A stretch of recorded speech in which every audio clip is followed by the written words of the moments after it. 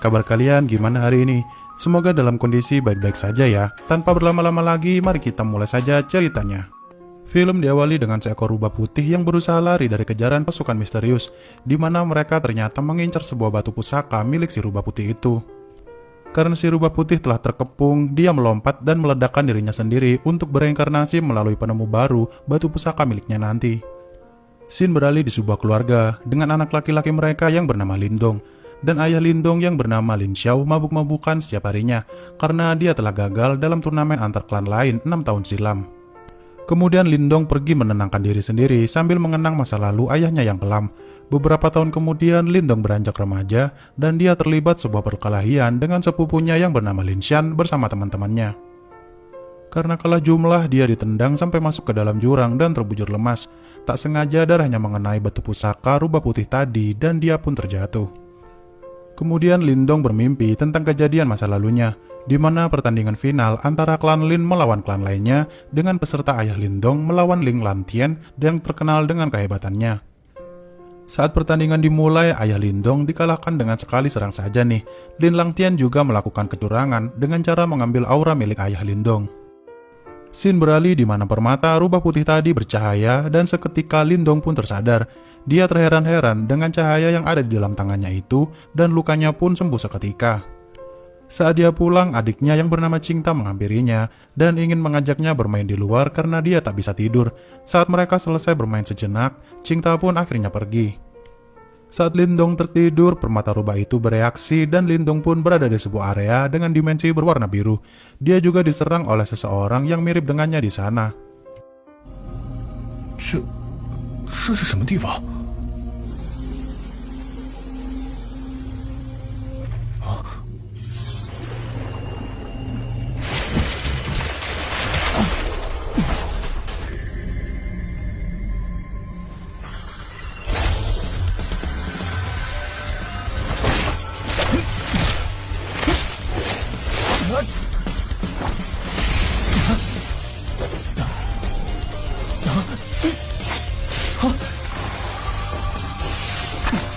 竟然这光影！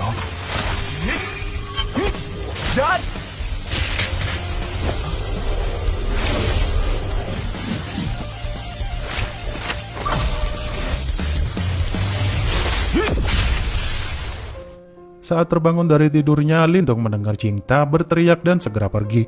Ternyata Qingta diganggu oleh Lin Xian karena dia ingin merebut rumput obat milik Qingta. Lindong akhirnya datang tepat waktu dan berusaha melindungi Qingta. Serangan Lin Xian berhasil Lindong tangkis dengan mudahnya, hingga akhirnya Lindong tersadar jika dia telah menggunakan teknik tinju 7 suara. Pertarungan pun dihentikan oleh kakak Lin Xian yang bernama Lin Hong. Dia memberitahu Lindong jika sebentar lagi akan ada turnamen di keluarga klan mereka untuk menentukan pendekar terbaik klan Lin. Dan saat menang nanti, Lin Hong ingin menikahi Qingta untuk menjadi istrinya, dan mereka pun segera pergi. Saat pulang, Lin Xiao menunjukkan teknik tinju 7 suara yang baik dan benar kepada Lindong, dan dia akan melatihnya menguasai teknik-teknik lainnya juga. Saat malam hari, tiba-tiba aura Qingta tak terkendali dan badannya pun menjadi sangat dingin. Saat di rumah, batu rubah di dalam tangan Lindong menyerap energi dingin itu dan merubahnya menjadi mutiara. Kemudian Lindong memberikan mutiara itu untuk Qingta sebagai kenang-kenangan dan dia pun harus merahasiakannya dari siapapun juga, termasuk kedua orang tuanya. Esok harinya Lindong memulai latihannya lagi. Saat berlatih, Lindong mencapai ketahanan tubuh level 6 dan dia juga sekarang bisa masuk ke dalam dunia permata rubah itu untuk berlatih juga. 淬体6种，不行，还不够。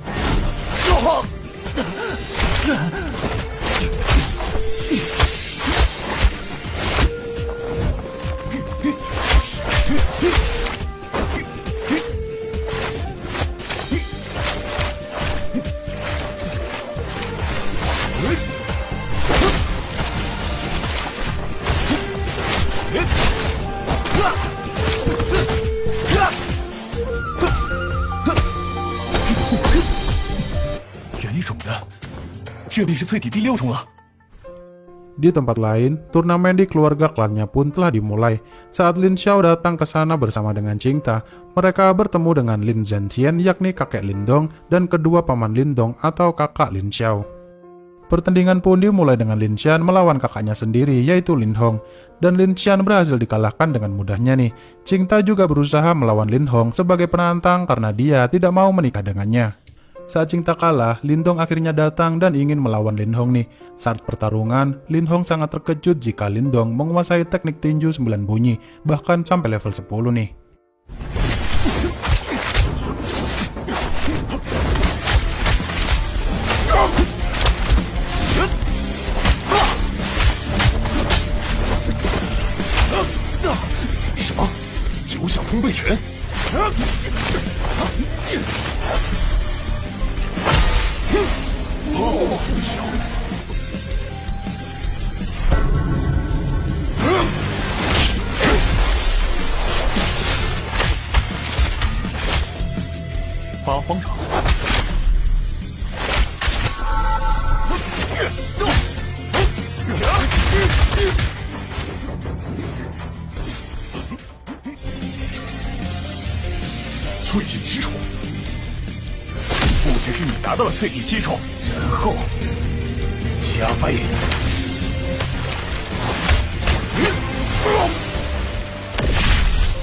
Pertarungan pun berhasil dimenangkan oleh Lindong dan dia diangkat sebagai pendekar terkuat di generasinya. Kemudian kakek Lindong selaku ketua klan Lin memberitahu kedua anaknya jika klan Lei dan klan Shi akan bergabung dengan cara menikahkan kedua anak mereka. Mau tidak mau mereka harus beraliansi dengan desa tetangga yaitu rumah seni bela diri, dan turnamen antar klan selanjutnya adalah berburu hewan langka yang masih dirahasiakan. Lin Zhenxian juga mengirimkan intel ke desa tetangga dan turnamen itu akan diadakan di rumah seni bela diri. Kemudian Lin Zhenxian menyuruh kedua anaknya untuk melatih para kandidat turnamen agar lebih kuat nantinya. Di tempat lain, ketua klan Li yang bernama Li Bo dan ketua klan Shi yang bernama Shi Qing, mereka mengutus anak-anak mereka yang bernama Lily dan calon istrinya yakni anaknya Shi Qing. Lily ternyata memiliki ketahanan tubuh tingkat atas dan siap untuk mengalahkan klan Lin dalam pertarungan nanti. Esok hari pun tiba di mana Lindong bersama ayah dan kakeknya memperingatkan jika hewan buruan mereka adalah singa api yang susah untuk ditaklukkan. Lindong hanya perlu mengambil sisik singa api itu yang ada di ujung ekornya saja untuk menjadi juaranya nanti. Kemudian Li Bo bersama Shi Qing datang dan menyombongkan diri kepada mereka. Tapi tuan rumah di sana yang bernama Lu Cheng menengahi mereka dengan anak laki-lakinya yang bernama Wu Yun. Kemudian Lindong segera pergi dari sana karena Wu Yun memberitahu Lindong jika adiknya diganggu oleh pacar Lily. Saat Lindong melindungi Qingta dari pacar Lily, dia mengejeknya dengan begitu sombongnya. Lindong yang tak tahan lagi akhirnya menamparnya dan Lily pun datang sambil menyerang Lindong. Pertarungan pun berhasil dihentikan karena tetua di sana mengumumkan jika turnamen segera dilaksanakan. Pertandingan pun dimulai dengan aturan, mereka tidak boleh berusaha membunuh satu sama lain dan hanya perlu membawa sisik singa api itu saja untuk mendapat gelar raja berburu. Saat Lindong mencari singa api bersama adiknya, ternyata tim Lily berhasil menemukan singa api itu terlebih dahulu, tapi sayangnya mereka tak sanggup menaklukkannya. Lindong yang mengamatinya dari kejauhan, Qingta tersadar jika ada yang mendekat dan segera memanahnya. Ternyata itu adalah Wu Yun yang berusaha menawarkan kerjasama dengannya, di mana mereka akan menyerang singa api itu saat dia sudah kelelahan melawan tim Lily nantinya. Dengan sedikit ragu, Lindong akhirnya setuju dengan ide itu dan segera menjalankannya. 找死！先别管那老虎了，都给我上！我来拦住雷利，你直接冲过去。啊？什么？就要看你有没有这个本事了。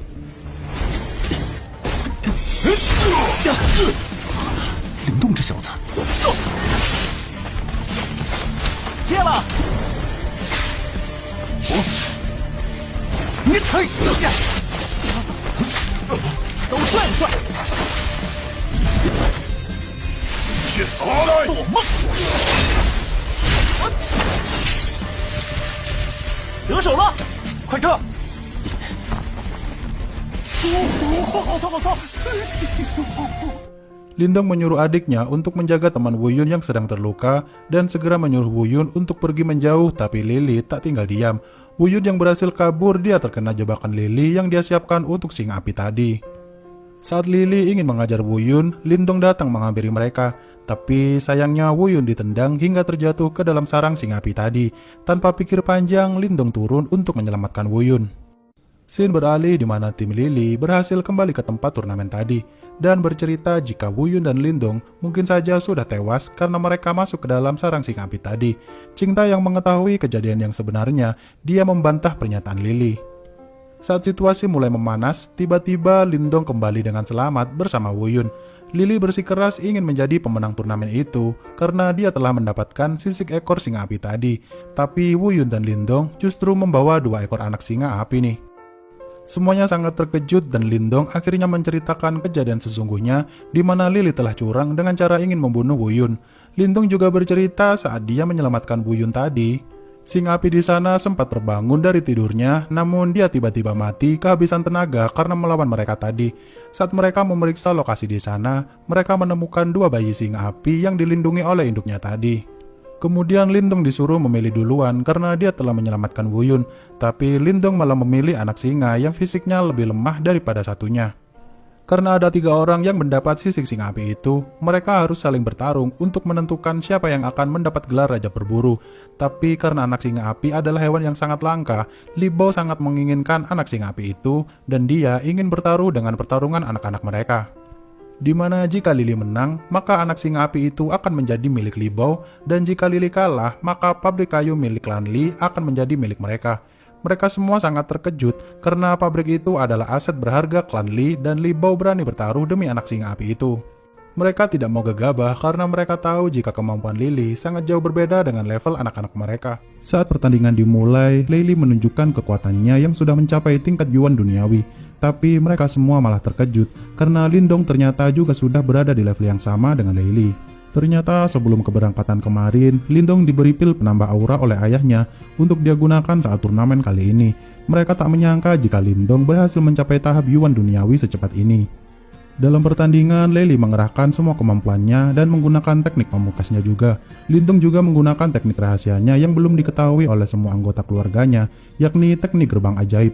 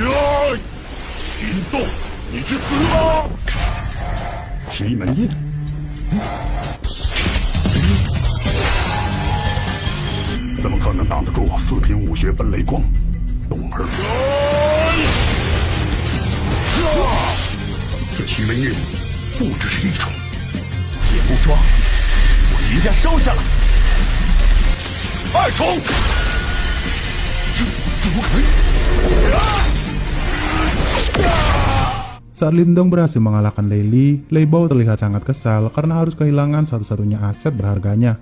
Esok hari pun tiba di mana Qing Tan dan Lindong bermain dengan singa api tadi dan mereka menamainya Xiaoyan. Saat mereka kembali, keluarganya memeriksa pabrik kayu yang mereka menangkan di pertandingan sebelumnya. Ternyata area di sana sudah porak-poranda seperti habis diobrak-abrik. Kemudian Xiaoyan pergi ke sebuah tempat dan menemukan sebuah gua. Saat mereka berada di dalam, ternyata itu sebuah tempat dengan banyak lahar panas di sana. Xiaoyan pun menemukan sebuah bola berwarna biru, kemudian dia menelannya. Saat Lindong menemukan setangkai bunga yang menyala di sana, tiba-tiba tangannya menghisap energi bunga itu dan tubuhnya terbakar seperti lahar panas. Tapi beberapa saat kemudian, batu rubah di tangannya itu berhasil menyerap energi panas itu. Lindong yang baru saja kembali, dia memberitahu yang lainnya jika dia menemukan batu permata di tempat tadi. Sesampainya di sana, mereka sangat kaget karena tempat itu ternyata adalah tambang permata dengan harga yang sangat mahal. Saat di rumah, Lindong berhasil menyatukan bongkahan permata itu menjadi sebuah bola permata dengan harga jual yang lebih tinggi lagi. Li Bao yang mendengar berita tambang batu permata itu, dia sangat kesal sekali. Tapi si Qing memberinya sebuah ide dan Li Bao pun berubah menjadi senang. Saat keluarga Lindong di pusat kota untuk berbelanja kebutuhan klan mereka, Lindong pergi melihat-lihat di sana. Kemudian dia masuk ke tempat penjualan barang-barang antik. Seorang kakek yang bernama Yandashi melihat aura Lindong dengan sangat jelas. Setelah Lindong membeli sebuah tas, batu rubah itu merespon aura misterius sebuah potongan kayu di sana. Pemilik benda itu pun belum tahu kegunaan kayu itu untuk apa. Lindong tetap ingin membelinya, tapi ternyata kayu itu sudah akan dibeli sebelumnya oleh seorang perempuan yang bernama Yue, dan Lindong pun terlibat sebuah masalah. Saat kedua pengawal Yue menodongkan senjata, pedang mereka tiba-tiba terlepas dari pengawal Yue dan terbang. Ternyata itu adalah kekuatan kakek Yanda yang bisa mengendalikan benda di sekitarnya dengan kekuatan mental yang dimilikinya. Ternyata kakek Yanda adalah gurunya Yue nih. Pertikaian pun berhasil dihentikan oleh kakek Yanda dan Yue pun akhirnya pergi. Kemudian kakek Yanda menjelaskan jika Lindong memiliki kekuatan mental dan dia mempunyai potensi untuk menjadi sangat ahli dengan kekuatan mentalnya itu. Saat kakek Yanda menawarkan diri menjadi guru Lindong untuk menguasai kekuatan mental miliknya itu, Lindong menolaknya karena dia takut jika permata rubah di tangannya itu terbongkar. Lindong pun segera pergi dan berpamitan kepada kakek Yanda. Tapi sebelum pergi, kakek Yanda memberinya sebuah buku untuk dia pelajari di rumah nanti. Di area tambang milik keluarga Lindong, datanglah orang suruhan Leibo yang berpura-pura akan merebut pabrik kayu milik klan mereka. Karena statusnya yang belum jelas, dia ingin merebutnya. Untung saja Lindong datang tepat waktu dan berusaha membantu mereka. Pertarungan pun tak terhindarkan hingga suatu momen Lindong hampir kalah nih. Aura Yuan duniawi miliknya juga sudah penuh dan dia ingin membuka aura Yuan surgawi. Tapi dia membutuhkan waktu cukup lama untuk bermeditasi dan Qingta berusaha melindungi Lindong agar tidak diserang oleh bawahan Wuxia. Lindong sempat terkena serangan tapi dia berhasil membuka aura Yuan surgawinya dan semua lukanya pun seketika sembuh.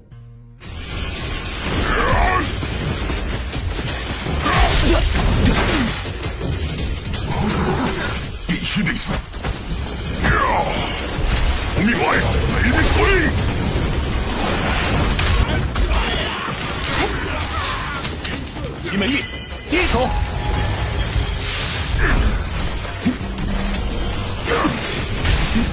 齐美玉，压口。看你还能等多久！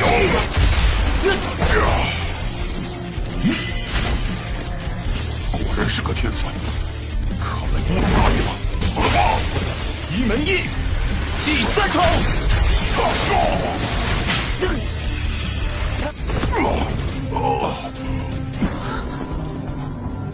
这是阳刚之气入体。保护哥哥。上！听他，暴突也时间，我必须突破才能战胜。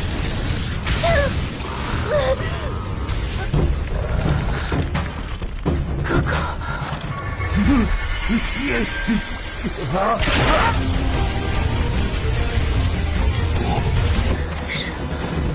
也该试试天元镜的实力了。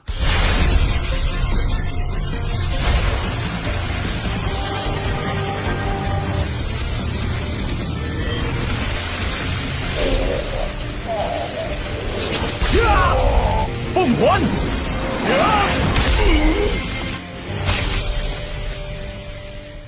！Leibo sangat terkejut karena Wuxia telah dikalahkan. Dia juga terkejut jika yang mengalahkan Wuxia adalah Lindong yang sekarang mencapai tahap Yuan surgawi. Saat malam tiba, Lindong bermeditasi dan dia bisa menjadi wujud spiritualnya. Dia juga melatih kekuatan mental miliknya untuk mengendalikan benda-benda kecil di sekitarnya. Kemudian Lindong merasakan aura yang sangat kuat dan dia segera memeriksanya dengan tubuh spiritual miliknya. Ternyata itu adalah Lin Zentian yang bermeditasi dan berhasil menjadi tingkat Yuan tahap awal. Selesai mengamati kakeknya, Lindong sadar jika kayu yang dibelinya kemarin ada kekuatan mental yang menghalanginya. Lindong berusaha menembus penghalang itu, ternyata gagal nih, karena auranya belum cukup kuat. Saat Lindong menemui kakeknya untuk memberi selamat, Lin Zentian menjelaskan jika dia hanya mencapai tingkat Yuan Dan kecil saja, dan masih banyak tahap lagi di atas Yuan Dan untuk menjadi lebih kuat lagi. Dia sempat merasakan tubuh spiritual Lindong tadi dan berhasil memprediksi jika dia sudah mencapai tahap Yuan surgawi, tapi kakeknya tidak mengetahui jika itu adalah Lindong. Kemudian paman Lindong memberikan sebuah kabar jika klan Lei mengundang mereka dan ketua rumah bela diri untuk meminta maaf atas tindakan Wuxia tadi dan ingin membangun sebuah bisnis bersama klan Lin. Dengan berbagai pertimbangan mereka pun akhirnya setuju. Keesokan harinya mereka mendatangi rumah utama klan Lei. Mereka dipersilakan masuk, tapi hanya para ketua klan saja. Setelah mereka masuk, Lindong merasakan sebuah kekuatan mental yang sangat kuat dan sedang menggunakan tubuh spiritual juga nih. Di dalam ruangan, Xi Jing menjelaskan jika mereka akan membangun sebuah bisnis untuk keuntungan bersama dengan klan Lei dan rumah bela diri sebagai anggotanya. Tapi mereka tidak terima karena Li Bao akan memimpin bisnis itu dan mereka akan menjadi buruhnya saja nih. Lei Bao pun ternyata berkeinginan menjadi penguasa di kota tempat tinggal mereka dan perselisihan pun terjadi. Mereka pun bertarung di dalam ruangan hingga Xi Jing terpental keluar. Luo Cheng yang ingin menyerang Xi Jing, pedangnya tiba-tiba terhenti dan terlempar. Kemudian muncullah seorang laki-laki yang ternyata adalah gurunya Xi Jing yang bernama Gu Yin. Dia adalah salah satu pemimpin sekte Serigala Darah yang memiliki kekuatan mental tingkat tinggi dan sudah mencapai tingkat Yuan Dan setara dengan Lin Zhenjian. Saat mereka semua dikalahkan dengan mudahnya oleh Gu Yin, Lindong tak tinggal diam dan berusaha melawan Gu Yin. Semuanya sangat kaget karena Lindong ternyata menguasai kekuatan mental dan dia sudah mencapai tingkat Yuan surgawi. Hingga akhirnya Gu Yin menunjukkan kekuatan mental yang sesungguhnya dan perisai Lindong pun tak bisa menahannya. Lindong teringat akan kayu miliknya yang mempunyai penghalang kekuatan mental tingkat tinggi tadi, dan dia menggunakan kekuatan Gu Yin untuk memecah pertahanan kayu miliknya. Saat penghalang itu hancur, kayu itu menghisap kekuatan mental Gu Yin dan diserap masuk ke dalam tubuh Lindong. 爷爷，你照顾下其他人。哎，我来对付他。不死留后患。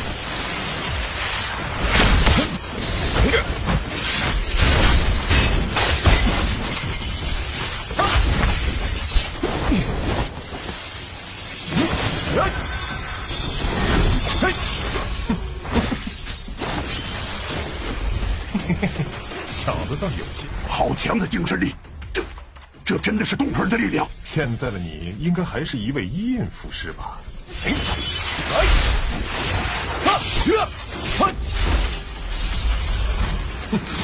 接下来我便让你看看什么才叫符师的精神秘籍。厉害，这不是精神力。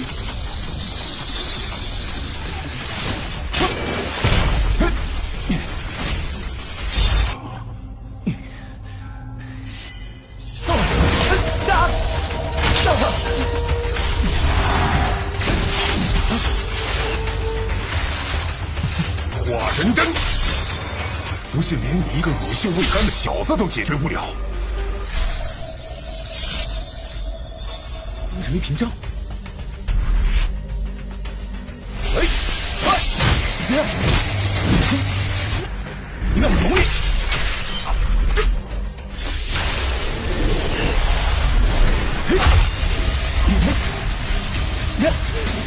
弟弟迷幻宫的比例符印都照出来了。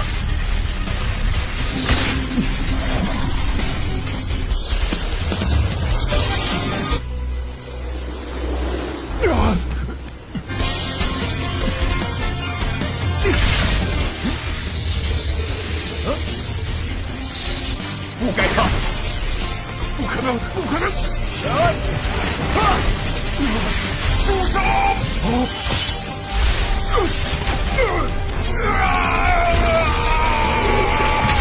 Cukup sekian di episode kali ini, dan untuk part selanjutnya, salah satu pemimpin sekte Serigala Darah menghampiri klan Lin dan ingin membalas dendam akan kematian Gu Yin tadi. Untuk cerita lengkapnya nanti kita bahas di part selanjutnya ya. Terima kasih sudah menonton video ini hingga akhir. Sampai jumpa di video selanjutnya. Dadah.